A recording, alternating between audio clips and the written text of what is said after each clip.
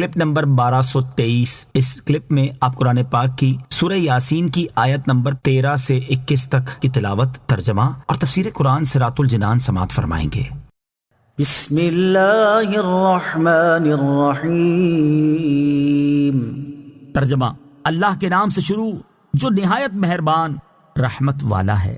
وَاضْرِبْ لَهُم مَّثَلًا أَصْحَابَ الْقَرْيَةِ إِذْ جَاءَهَا الْمُرْسَلُونَ إِذْ أَرْسَلْنَا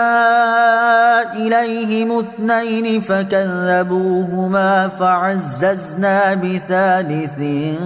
فَقَالُوا إِنَّا إِلَيْكُمْ مُرْسَلُونَ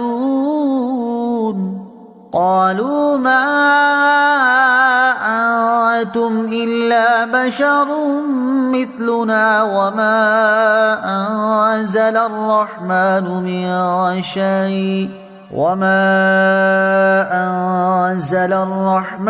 من شيء إن أنتم إلا تكذبون قالوا ربنا يعلم إنا إليكم لمرسلون وما علينا إلا البلاغ المبين قالوا إنا تطيرنا بكم لئن لم تنتهوا لنرجمنكم وليمسنكم منا عذاب أليم قالوا طائركم معكم أئن ذكرتم بل أنتم قوم مسرفون وجاء من أقصى المدينة رجل يسعى قال يا قوم اتبعوا المرسلين اتبعوا من لا يسألكم أجرا وهم مهتدون۔ ترجمہ، اور ان سے شہر والوں کی مثال بیان کرو جب ان کے پاس رسول آئے، جب ہم نے ان کی طرف 2 رسول بھیجے، پھر انہوں نے ان کو جھٹلایا تو ہم نے تیسرے کے ذریعے مدد کی، تو ان سب نے کہا کہ بے شک ہم تمہاری طرف بھیجے گئے ہیں۔ لوگوں نے کہا تم تو ہمارے جیسے آدمی ہو اور رحمان نے کوئی چیز نہیں اتاری، تم صرف جھوٹ بول رہے ہو۔ رسولوں نے کہا ہمارا رب جانتا ہے کہ بے شک ضرور ہم تمہاری طرف بھیجے گئے ہیں اور ہمارے ذمے صرف صاف صاف تبلیغ کر دینا ہی ہے۔ لوگوں نے کہا ہم تمہیں منحوس سمجھتے ہیں، بے شک اگر تم باز نہ آئے تو ضرور ہم تمہیں سنگسار کریں گے اور ضرور تمہیں ہماری طرف سے دردناک سزا پہنچے گی۔ رسولوں نے فرمایا تمہاری نحوست تو تمہارے ساتھ ہے، کیا اس پر بدکتے ہو کہ تمہیں نصیحت کی گئی ہے؟ بلکہ تم حد سے بڑھنے والے لوگ ہو۔ اور شہر کے دور کے کنارے سے ایک مرد دوڑتا ہوا آیا، اس نے کہا اے میری قوم، ان رسولوں کی پیروی کرو، ایسوں کی پیروی کرو جو تم سے کوئی معاوضہ نہیں مانگتے اور وہ ہدایت یافتہ ہیں۔ وَاضْرِبْ لَهُم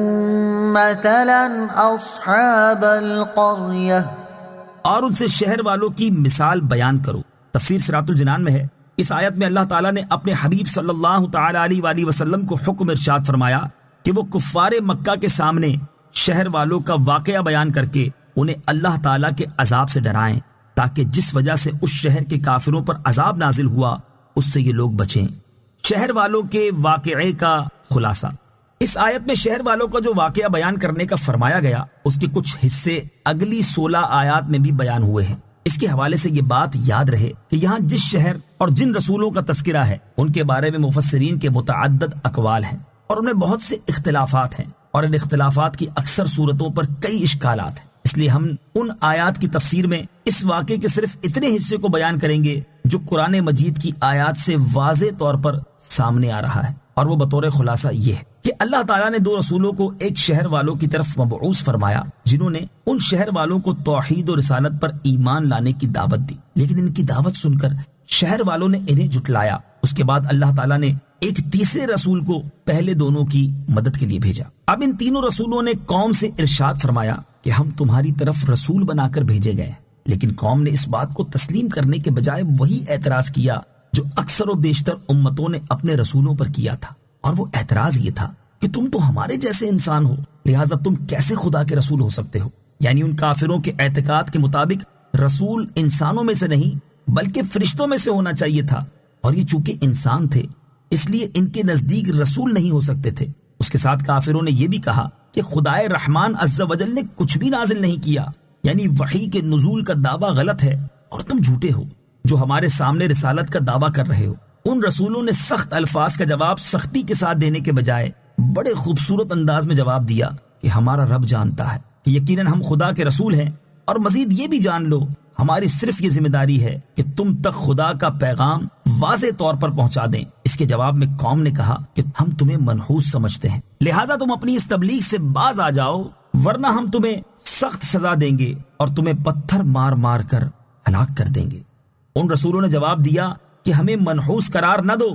کیونکہ تمہاری نحوست تمہارے کفر و ضلالت کی صورت میں تمہارے ساتھ موجود ہے۔ کیا تم لوگ ہمیں اس لیے پتھر مارو گے کہ ہم نے تمہیں صحیح بات سمجھانے کی کوشش کی ہے؟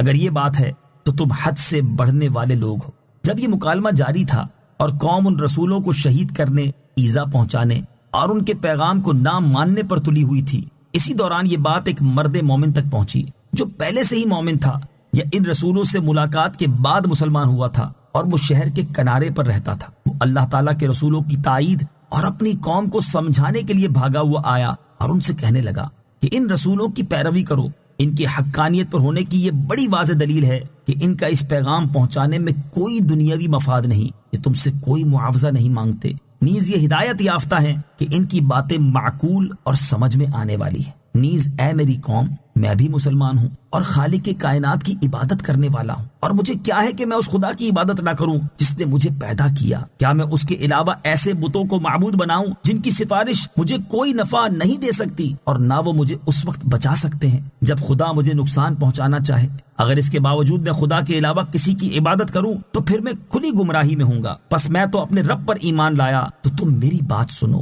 اور اس بات پر غور کر کے ایمان لاؤ۔ مرد مومن کی ان باتوں کو سننے کے باوجود لوگ ایمان نہ لائے بلکہ اسے بھی تنگ کرنے کے درپے ہو گئے۔ پھر یا تو وہ خیر خواہ مرد مومن فوت ہو گئے یا قوم نے انہیں شہید کر دیا، اور بعد وفات فرشتوں کی زبان سے اللہ تعالیٰ نے اسے جنت کی بشارت سنائی۔ جنت کی خوشخبری سن کر بھی اس مرد ناصح نے اپنی قوم کا غم کیا اور یہ تمنا کی، کاش میری قوم کو معلوم ہو جائے کہ میرے رب عز و جل نے مجھے بخش دیا اور میری عزت افزائی فرمائی ہے۔ آخر کار قوم کے تکذیب کرنے اور ایمان نہ لانے پر ان پر خدائی عذاب آیا جو ایک چیخ کی صورت میں تھا، جس کے نتیجے میں وہ ایسے ہلاک ہو گئے جیسے بجھی ہوئی